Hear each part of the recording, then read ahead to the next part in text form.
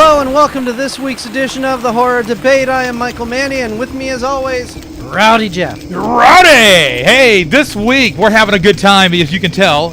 It's a new year. We're going to make this the best we can. We've got tons of debates coming up this year that we're really looking forward to. Keep coming back, keep checking us out, and let us know what you think.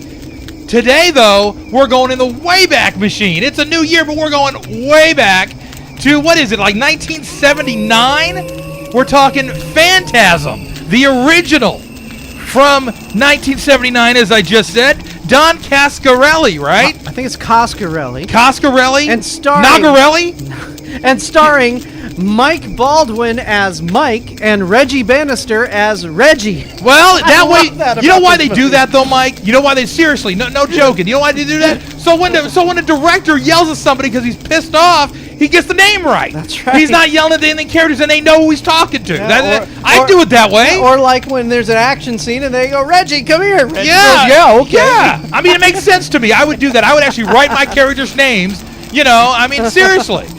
You know? So, but we're talking Phantasm. Now, I can't think of another movie from that era that had so much like talk on the street about this freaking ball. Yeah. And about how intense this movie was. You have to also mention Angus Scrimm. Oh, yes, he plays man. great guitar on the new AC/DC album.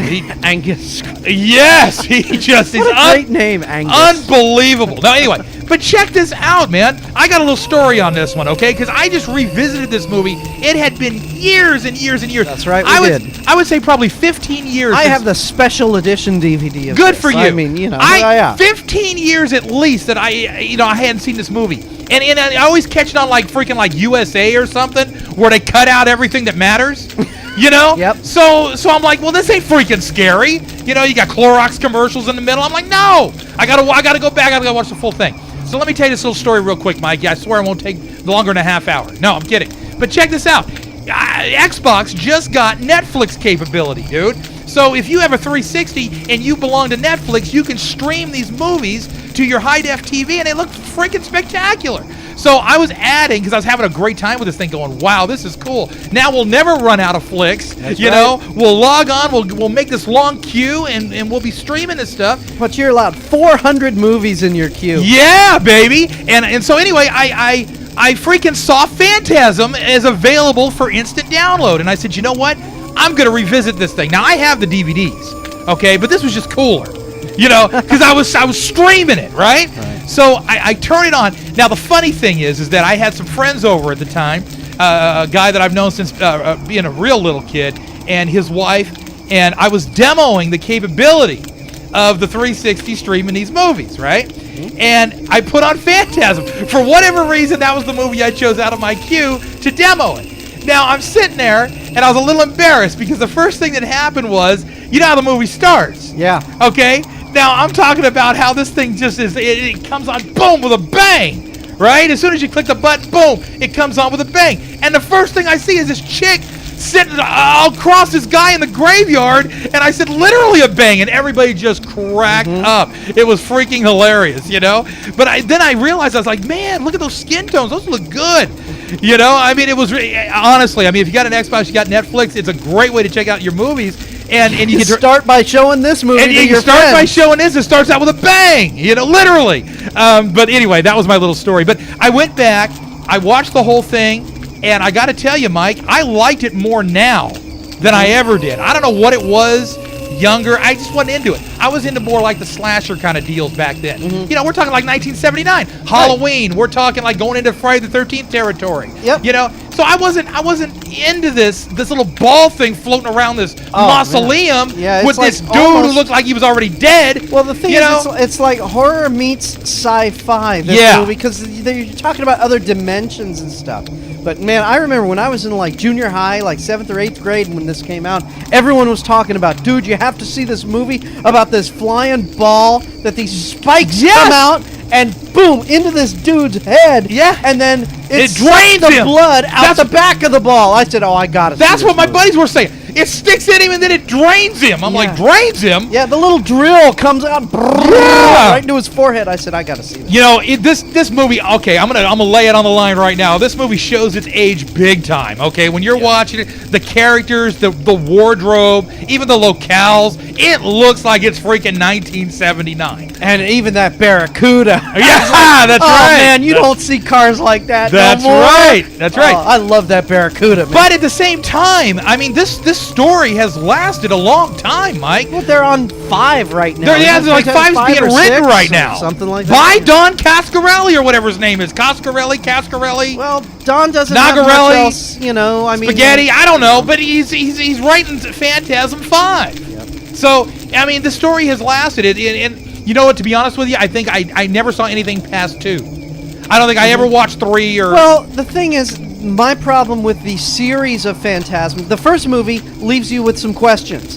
The second movie you go to for the answers, and you don't get them. No, you don't. You get new questions. Yeah. And then part 3, you're hoping will warm it up, and no, it doesn't. Yeah. And it's, very disjointed throughout Continuity is not a strong factor in these series. Right. So I'm just erasing parts 2. That I'm just talking about the first one. Yeah, the first one. Okay. First one on its own. Here we are. You know, we're not, like I said, the storyline is fantastic. I thought it was well written. I thought, you know, if I had a hard time getting past some of the dialogue because it seemed like it kind of went on and on and on about things that didn't really matter about a little ball poking into somebody's head. Yeah, to be completely honest with you. Yeah, Reggie jamming with the guitars. That song went on a little too long. Yeah, for so me. I'm you like, know, come on. I mean, but you know what? This is a classic, and I had to put myself back into that mind frame. You know, but it kind of back. You know, when things were a little simpler. Why is this a classic? I'll tell you why. Angus Scrimm, the tall man,